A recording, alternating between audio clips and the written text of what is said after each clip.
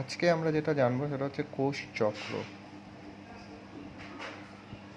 কোষ চক্র সম্বন্ধে, ঠিক আছে, যাকে বলা হয় সেল সাইকেল।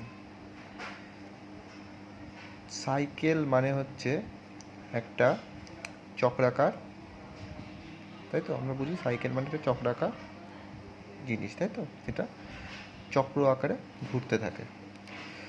তাহলে যদি এটা ডেফিনেশন বা সংজ্ঞা বলতে চাই, তাহলে সংজ্ঞা জিনিসটা কি হবে, যে কোষের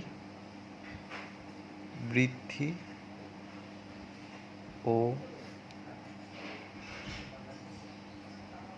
বিভিন্ন দশার চক্রাকার আবর্তনকে কোষচক্র বলা হয় বা সেল সাইকেল বলা হয়। মানে কোষের বৃদ্ধি ও বিভিন্ন দশার চক্রাকার আবর্তন। অর্থাৎ আরও যদি একটু ডিটেলসে বলি, যে যখন কোনো একটি কোষ বিভাজন শেষ হয় এবং অন্য একটি কোষ বিভাজন শুরু হয়, এর মাঝে, ঠিক আছে, যে কোষের মধ্যে যে পরিবর্তনগুলি হয় সেটাকে বলা হয় কোষচক্র, ঠিক আছে।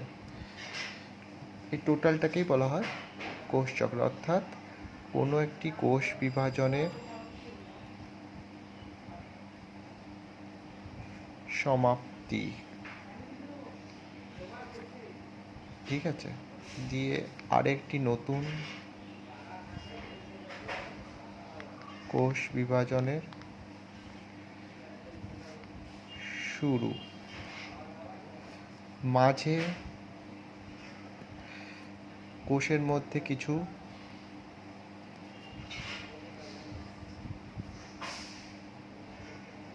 পরিবর্তন দেখা যায়, কোষের মধ্যে কিছু পরিবর্তন বা কোনো কি বলবো, ঘটনাবলী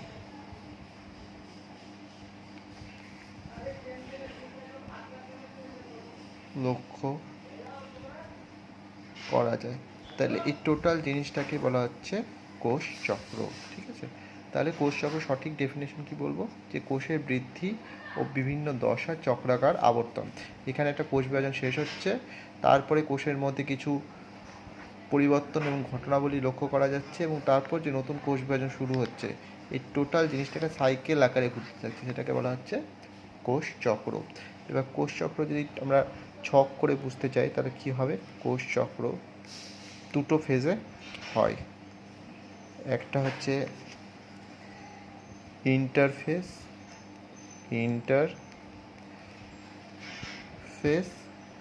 আর একটা হচ্ছে মাইটোটিক ফেজ, ঠিক আছে। তাহলে কোষ চক্রে দুটো ছকের আকারে যদি বলতে চাই, তাহলে একটা হচ্ছে ইন্টারফেস আর এটা হচ্ছে মাইটোটিক ফেজ। ইন্টারফেস মানে হচ্ছে দুটি বিভাজন দশার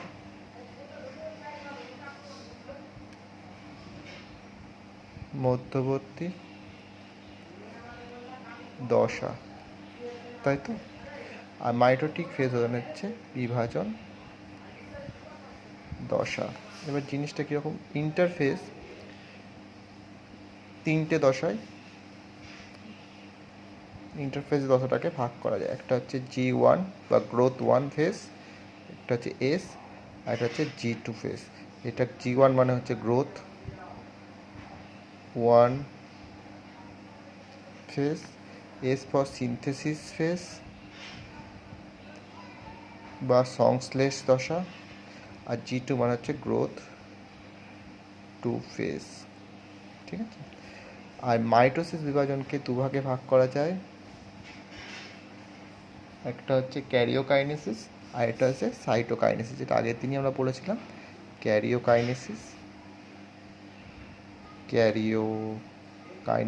যাকে বলা হয় নিউক্লিয়াস ডিভিশন, আর সাইটোকাইনেসিস মানে হচ্ছে সাইটোপ্লাজম ডিভিশন, এটা হচ্ছে নিউক্লিয়াস ডিভিশন, আর এটা হচ্ছে সাইটোপ্লাজম ডিভিশন।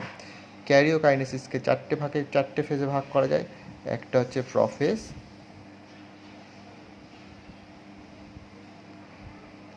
সেকেন্ডটা হচ্ছে মেটাফেজ, থার্ড হচ্ছে অ্যানাফেজ, আর চার হচ্ছে টেলোফেজ।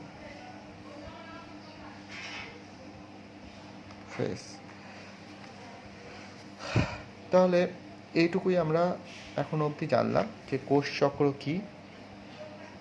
ঠিক আছে, কোষ চক্র হচ্ছে কোষের বৃদ্ধি ও বিভাজন দশার বিভিন্ন দশার চক্রাকার আবর্তন। কোষের বৃদ্ধি ও বিভিন্ন দশার চক্রাকার আবর্তন, কোনো একটি কোষ বিভাজনের সমাপ্তি, তারপর কোষের মধ্যে যে কিছু পরিবর্তন বা ঘটনাবলী লক্ষ্য করা যায় এবং নতুন কোষ বিভাজনের শুরু, এই টোটাল সাইকেলটাকেই বলা হচ্ছে কোষ চক্র। কোষ চক্রকে দুটো ভাগে ভাগ করা যায়, একটা হচ্ছে ইন্টারফেজ অর্থাৎ দুটি বিভাজন দশার মধ্যবর্তী দশা, এবং হচ্ছে মাইটোটিক ফেজ যেটা হচ্ছে বিভাজন দশা। ইন্টারফেজকে তিনটে দশাতে ভাগ করা যায়, একটা হচ্ছে গ্রোথ 1 ফেজ বা G1 ফেজ, সেকেন্ড হচ্ছে সিনথেসিস ফেজ বা S ফেজ, আর থার্ড হচ্ছে G2 বা গ্রোথ 2 ফেজ। এবার মাইটোটিক দশা বা বিভাজন দশাকে দুটো ভাগে ভাগ করা যায়, একটা হচ্ছে ক্যারিওকাইনেসিস যেটাকে বলা হয় নিউক্লিয়াস ডিভিশন বা নিউক্লিয়াস বিভাজন, আর এটা হচ্ছে সাইটোকাইনেসিস যেটা হচ্ছে সাইটোপ্লাজম বিভাজন। ঠিক আছে, এই নিউক্লিয়াস ডিভিশন বা ক্যারিওকাইনেসিসকে চারটে ফেজে ভাগ করা যায়, একটা হচ্ছে prophase, metaphase, anaphase and telophase. ঠিক আছে, এইটুকু বোঝা গেছে। নেক্সট হচ্ছে এই যে আমরা ইন্টারফেসটা জানলাম, ইন্টারফেসে কটা ফেজ হয়, G1, S, G2। এই ইন্টারফেস সম্পর্কে আমাদের জানতে হবে যে ইন্টারফেসে এই স্পেসিফিক ফেজগুলোতে G1, S আর G2-তে কী কী ঘটনাবলী লক্ষ্য করা যাচ্ছে সেগুলো জানতে হবে। প্রথমে আসি G1 ফেজ সম্পর্কে। তাহলে আমরা একটা টেবিল করে করতে পারি, G1, S, G2, ছোটো ছোটো করে বলবো, তাহলে তোদের মনেও থাকবে এবং বুঝতেও পারবি।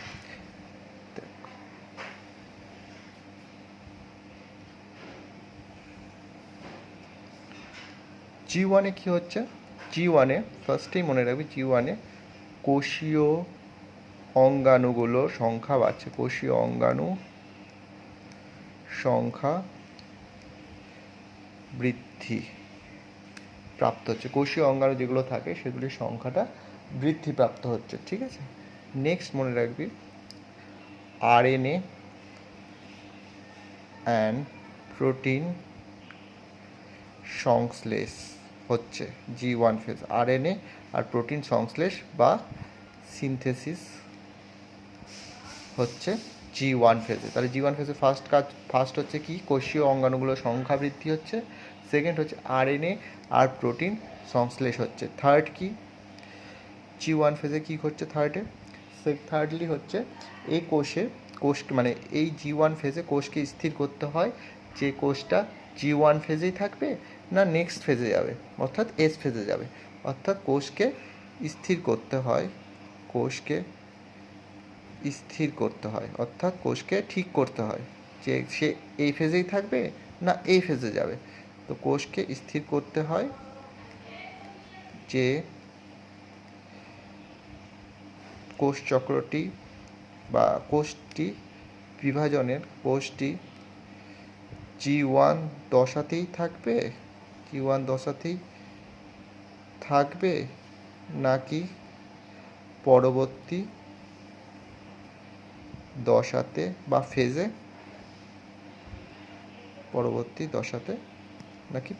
দশাতে যাবে। ঠিক আছে, অর্থাৎ ফার্স্ট কি, তাহলে কোষীয় অঙ্গাণু সংখ্যা বৃদ্ধিপ্রাপ্ত হচ্ছে, নেক্সট হচ্ছে RNA প্রোটিন সিনথেসিস হচ্ছে, থার্ড হচ্ছে কোষটাকে ডিসাইড করতে হবে, কোষটা নিজে ডিসাইড করবে সে G1-এ থাকবে না পরবর্তী ফেজে যাবে। ঠিক আছে, এরপরেরটা হচ্ছে যে নিউক্লিওটাইড অ্যান্ড অ্যামাইনো অ্যাসিডের সংশ্লেষ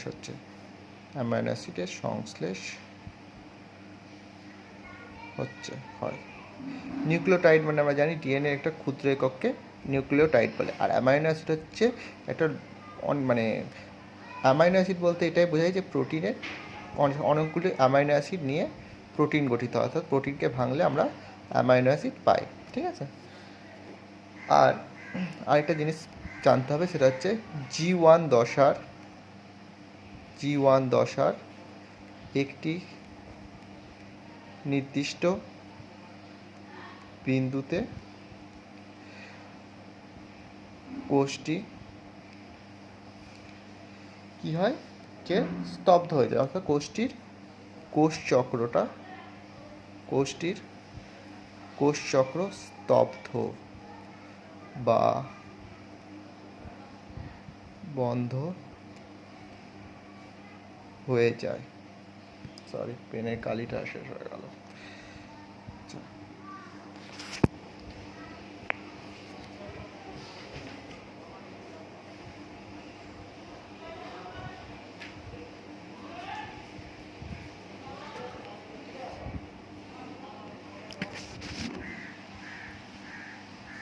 তাহলে কোষচক্রটি স্তব্ধ বা বন্ধ হয়ে যায়, এই দশাটাকে বলা হয় G0 দশা। অর্থাৎ G0 দশা যদি কাকে বলা হয়, তা G0 দশা বলতে এটুকুই বোঝাবো যে G1 দশা যে একটি নির্দিষ্ট বিন্দুতে কোষচক্রটি বন্ধ বা স্তব্ধ হয়ে যায়, সেটাকে বলা হচ্ছে G0 দশা। এর আগে কোষচক্রটা এগোয় না, অর্থাৎ সে এস ফেজে যায় না কোষটা। এই G0 দশায় থেকে যায় এমন দুটো কোষের নাম হচ্ছে আরবিসি বা লোহিত কণিকা এবং হচ্ছে নার্ভ সেল বা স্নায়ু কোষ। এরা G0 দশাতেই থেকে যায়, তাই এদের বিভাজন হয় না। আমরা আগেই জেনে এসেছি যে স্নায়ু কোষ আর লোহিত রক্তকণিকা কোষ কেন বিভাজিত হয় না, তার কারণ হচ্ছে এটি G0 দশাতেই থেকে যায়, ফলে সে পরের ফেজে যেতে পারে না, অর্থাৎ এস ফেজে যেতে পারে না, সে G0তেই থেকে যায়। ঠিক আছে, এরপর হচ্ছে এস ফেজ বা সিনথেসিস ফেজ। তাহলে একবার G1টা বলে নিই, আর একবার প্রথম থেকে, যে কোষীয় অঙ্গাণু সংখ্যাটা বৃদ্ধি পাচ্ছে। সেকেন্ড হচ্ছে আরএনএ আর প্রোটিন সিনথেসিস হচ্ছে। থার্ড হচ্ছে কোষটাকে নিজেকে ডিসাইড করতে হবে যে সে G1এই থাকবে না পরবর্তী ফেজে যাবে। ফোর্থ হচ্ছে নিউক্লিওটাইড এবং অ্যামাইনো অ্যাসিডের সংশ্লেষ হচ্ছে। আর ফোর্থ হচ্ছে G0 ফেজ, অর্থাৎ G1 একটা নির্দিষ্ট বিন্দুতে এসে কোষচক্রটি স্তব্ধ হয়ে যায়। ঠিক আছে, যেটাকে বলা হচ্ছে G0 ফেজ। এই G0 ফেজে কারা থাকছে, আরবিসি থাকে আর নার্ভ সেল থাকে। ঠিক আছে, এবার হচ্ছে এস ফেজে যেটা মেন কাজ হয়, ডিএনএ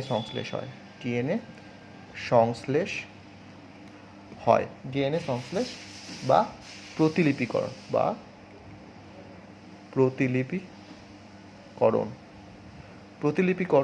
হয়। প্রতিলিপি মানে হচ্ছে একটা ডিএনএ থেকে আরেক ডাবল ডিএনএ হয়, অর্থাৎ ডিএনএর পরিমাণ ডাবল, অর্থাৎ দ্বিগুণ হচ্ছে, ডিএনএর পরিমাণটা দ্বিগুণ হয়। ঠিক আছে, অর্থাৎ হ্যাপ্লয়েড ক্ষেত্রে হ্যাপ্লয়েড মানে হচ্ছে এন। ঠিক আছে, হ্যাপ্লয়েড মানে হচ্ছে এন, আর ডিপ্লয়েড মানে হচ্ছে 2n। এদের ক্ষেত্রে যদি ডিএনএ পরিমাণটা 1C থাকে, সেটা চেঞ্জ হয়ে যায় 2Cতে, মানে ডাবল হয়ে যায়। ডিপ্লয়েডের ক্ষেত্রে যদি 2C থাকে ডিএনএ পরিমাণটা, তাহলে সেটা ডাবল হয়ে 4C হয়ে যায়। ঠিক আছে, তাহলে ডিএনএ সংশ্লেষ বা প্রতিলিপিকরণ হয়, অর্থাৎ ডিএনএ পরিমাণটা দ্বিগুণ হয়। নেক্সট কি, এস ফেজে কী করতে পারে, সেটা হচ্ছে প্রাণীকোষের ক্ষেত্রে সেন্ট্রোজোমের বিভাজনটা শুরু হয়। প্রাণীকোষে, কারণ উদ্ভিদ কোষে তো সেন্ট্রোজোম থাকে না, প্রাণীকোষে সেন্ট্রোজোম থাকে, অর্থাৎ প্রাণীকোষে সেন্ট্রোজোমের বিভাজন শুরু হয়। ঠিক আছে, প্রাণীকোষে সেন্ট্রোজোমের বিভাজনটা শুরু হয়। ঠিক আছে, এরপর আরেকটা হচ্ছে মেন পয়েন্ট, যে হিস্টোন প্রোটিন। আমরা জানি ক্রোমোজোমের রাসায়নিক গঠনে যে ক্রোমোজোম ক্ষারীয় প্রোটিন এবং আম্লিক প্রোটিন নিয়ে গঠিত। ক্ষারীয় প্রোটিনের মধ্যে প্রধান হচ্ছে হিস্টোন প্রোটিন, এবং আম্লিক প্রোটিনের মধ্যে হচ্ছে নন হিস্টোন প্রোটিন, যেটা যখন আমরা ক্রোমোজোমের গঠন পড়াবো তখন আমরা জানবো। ঠিক আছে, যে ক্রোমোজোমের ক্ষারীয় প্রোটিনের নাম হচ্ছে হিস্টোন প্রোটিন। হিস্টোন প্রোটিনের সংশ্লেষ হয় এবং যেহেতু হিস্টোন প্রোটিনের সংশ্লেষ হচ্ছে আর আগে ডিএনএ প্রতিলিপিকরণ বা ডিএনএ সংশ্লেষ হচ্ছে, ডিএনএ পেয়ে গেলাম, হিস্টোন পেয়ে গেলাম, এবং আমরা মনে রাখবো যে হিস্টোন আর ডিএনএ নিয়ে কি গঠিত হয়, ক্রোমাটিন তন্তু। তাহলে ক্রোমাটিন তন্তু কী নিয়ে গঠিত হয়, হিস্টোন আর ডিএনএ। তাহলে দেখ হিস্টোন পাওয়া যাচ্ছে, এদিকে ডিএনও পেয়ে গেছি, তাহলে হিস্টোন আর ডিএনএ নিয়ে কী গঠিত হয়ে গেল, ক্রোমাটিন তন্তু। এই ক্রোমাটিন তন্তুটা তাহলে কোন ফেজে গঠিত হচ্ছে, এস ফেজে গঠিত হচ্ছে, ঠিক আছে। তাহলে এস ফেজে কী গঠিত হচ্ছে, হিস্টোন আর ডিএনএ নিয়ে ক্রোমাটিন তন্তু গঠিত হচ্ছে, ঠিক আছে।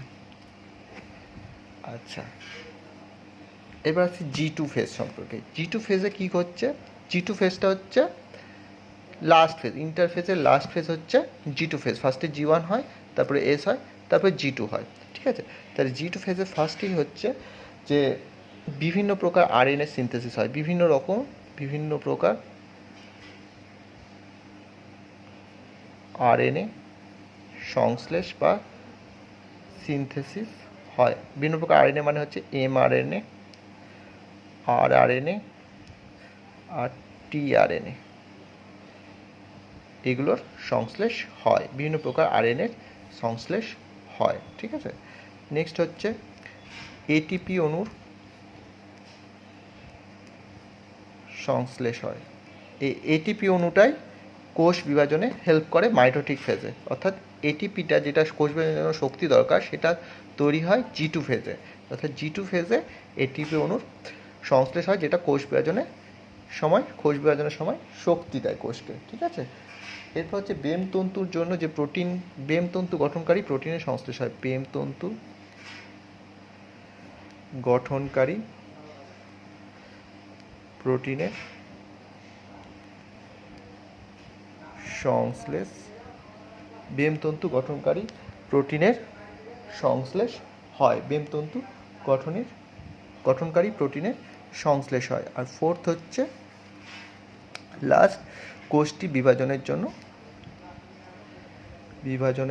তৈরি হয়ে যায়, কোষটি বিভাজনের জন্য প্রস্তুত হয়ে যায়, অর্থাৎ এরপরেই কোষটি বিভাজন দশায় মানে এন্টার করছে, ঠিক আছে। তাহলে ইন্টারফেজের ফার্স্ট ফেজ কি, G1, তারপর হচ্ছে এস আর G2, ঠিক আছে। G1-এ কী হচ্ছে, কোষীয় অঙ্গাণু সংখ্যা বৃদ্ধি হচ্ছে। নেক্সট হচ্ছে আরএনএ আর প্রোটিন সংশ্লেষ হচ্ছে। থার্ড হচ্ছে কোষটিকে স্থির করতে হবে যে সে G1-এ থাকবে না নেক্সট ফেজে অর্থাৎ এস দশাতে যাবে। ফোর্থ হচ্ছে নিউক্লিওটাইড অ্যামাইনো অ্যাসিডের সিনথেসিস বা সংশ্লেষ হচ্ছে। তারপর G1 দশায় একটি নির্দিষ্ট বিন্দুতে কোষটি স্থির থাকছে বা স্তব্ধ হয়ে যাচ্ছে বা বন্ধ হয়ে যাচ্ছে, সেটাকে G0 দশা বলছে। এটার উদাহরণ মানে G0 দশায় কে থাকে, আরবিসি আর নার্ভ সেল থাকে। আচ্ছা, এস দশায় যেটা হচ্ছে ডিএনএ সংশ্লেষ হচ্ছে বা ডিএনএ প্রতিলিপিকরণ হচ্ছে, এরপর ডিএনএ পরিমাণটা দ্বিগুণ হয়ে যাচ্ছে। হ্যাপ্লয়েডের ক্ষেত্রে 1C থাকলে সেটা 2C হয়ে যাচ্ছে, ডিপ্লয়েডের ক্ষেত্রে 2C থাকলে সেটা 4C হয়ে যাচ্ছে। প্রাণীকোষের ক্ষেত্রে সেন্ট্রোজোমের বিভাজনটা শুরু হয়, কারণ উদ্ভিদ কোষে সেন্ট্রোজোম থাকে না, কিন্তু প্রাণীকোষের সেন্ট্রোজোম যদি বলা হয় প্রাণীকোষের সেন্ট্রোজোমের বিভাজনটা কোন দশাতে শুরু হয়, সেটা হবে অ্যান্সার এস দশা বা সিনথেসিস ফেজে। ফোর্থ হচ্ছে হিস্টোন প্রোটিনের সংশ্লেষ হয়, এবং আমরা জানি হিস্টোন প্রোটিন আর যেহেতু ডিএনএ তৈরি হচ্ছে এই দশাতে, তাহলে হিস্টোন আর ডিএনএ নিয়ে ক্রোমাটিন তন্তু উৎপাদন হচ্ছে এস দশাতে। এক্ষেত্রে যদি আমরা প্রশ্ন করি যে